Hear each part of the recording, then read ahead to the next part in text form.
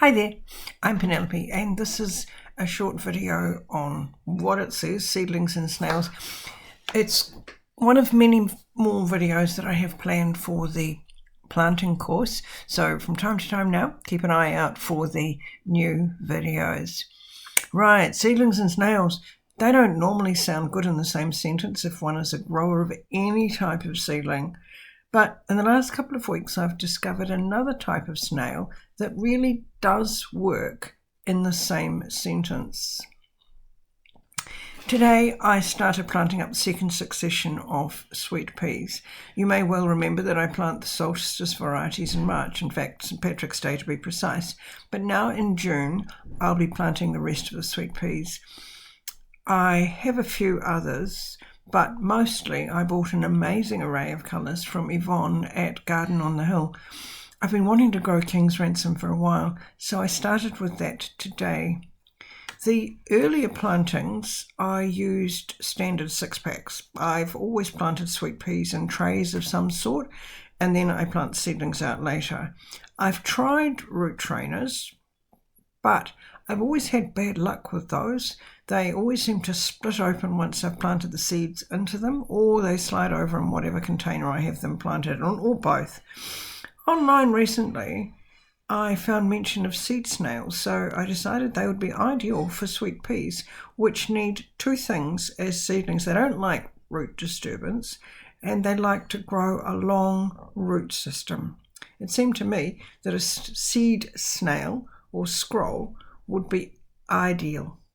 These precious packets only have 15 seeds in them, so I figured a snail would be perfect to keep the varieties separate.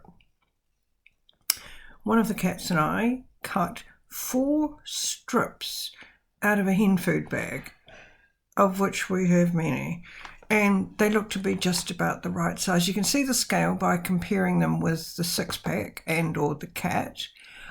I use potting mix to plant seedlings in, so I decided to do the same with the snails. Normally I'd sift it or sieve it, but this time I just picked out the big bits of wood and chucked them over the fence that you can see there. Whatever planting medium you use, it needs to be quite wet. My table is just out of reach of the nearest hose, and besides Tilly, I think it's Tilly, wouldn't have appreciated it wetting, so I just whizzed over quickly with a watering can.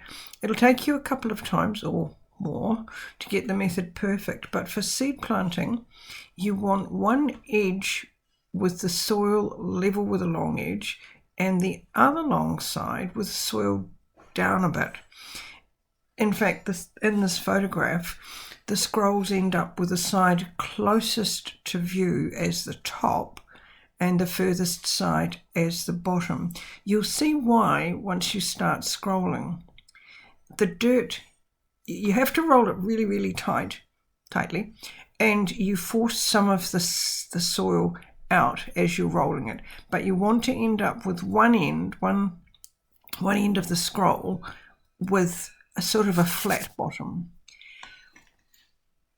You can see at the end by the cat that there's actually about an inch of the plastic exposed, and I do that at the beginning of the roll as well. It just makes it easier to both start rolling and finish rolling.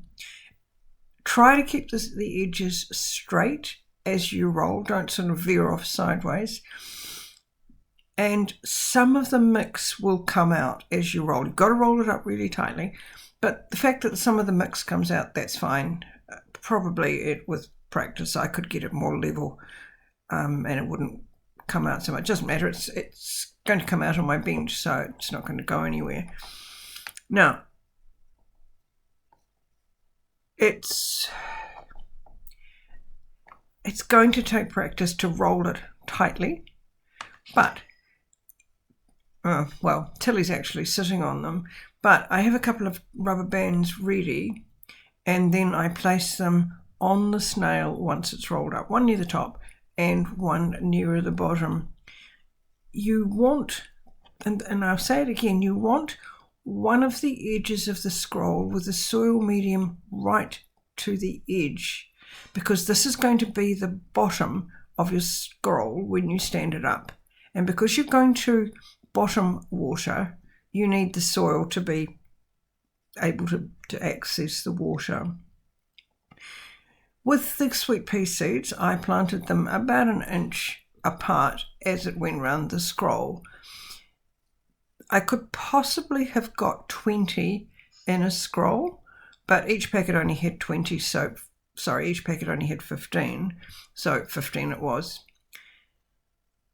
Because you've used the full end as the bottom, the top, where you're planting the seeds, can now be filled right up to the top with extra potting mix or seed raising mix or whatever you like to use.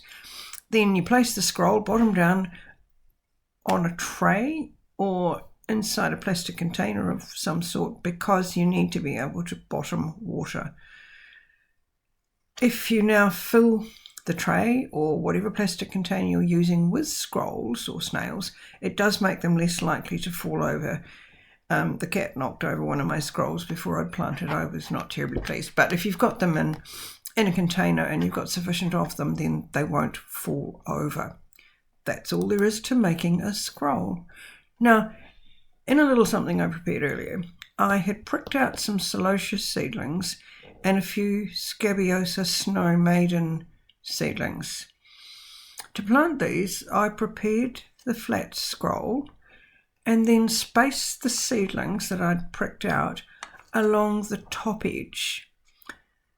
And I sort of put them so that their roots and enough of the stem where the roots were coming out was level with the top of the planting medium. So the roots were in the soil as they would be if you'd planted them, and then about an inch apart along the unrolled up scroll.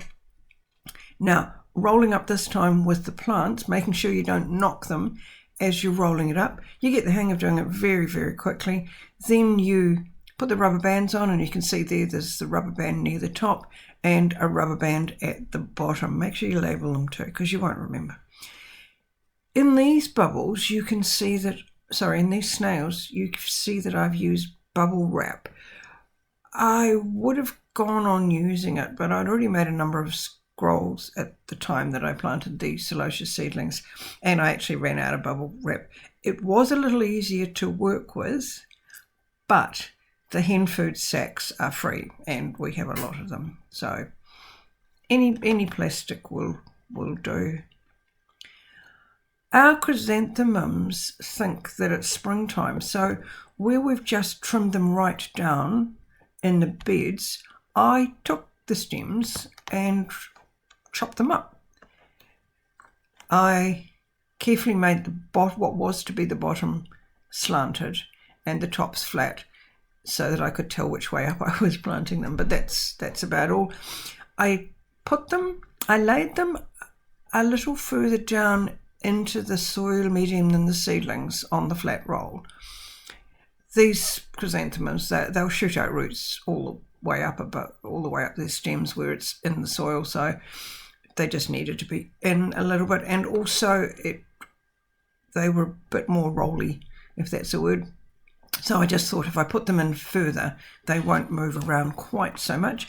Again, I put them about an inch apart, and then I rolled up the snail as neatly and as tightly and carefully as I could.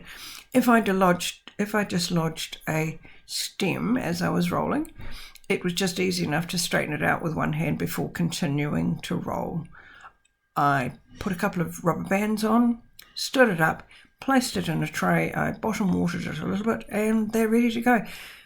If you want to then check the roots, the idea is that you can take the bands off, the rubber bands off, and very carefully unroll it, and then you will see. Just be careful if you're going to do that, bearing in mind that you might want to roll it up again, so don't be too sort of vigorous in your unrolling. You want to unroll it very carefully, have a look, and then check. The Celosia seeds that I planted had been planted in a flat tray before I pricked them out, and it was most certainly easier to pot them up this way rather than putting them into seed trays 6 packs or anything else. It was very, very quick. You can see the chrysanthemums like it. You can see that the celosia seedlings, which have also been in there about a fortnight, they are loving it. They're doing really, really well. So this is my seedling and cutting go-to for this season. Watch this space.